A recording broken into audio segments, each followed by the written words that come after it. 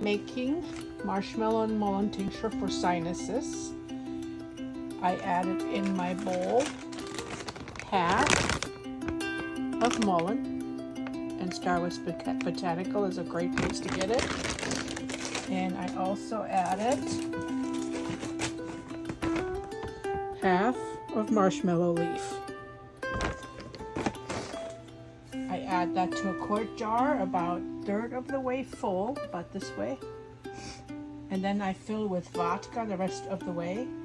Let it stand 6 weeks, between 5 and 6 weeks, strain, and fill in dropper bottles. Marshmallow and mullein. Now place them in a, not bright sun, but in a windowsill that doesn't get direct sun all day, or just on a regular shelf.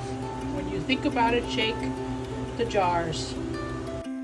And then I strained the marshmallow and mullein after it has been macerating for approximately 5 to 6 weeks.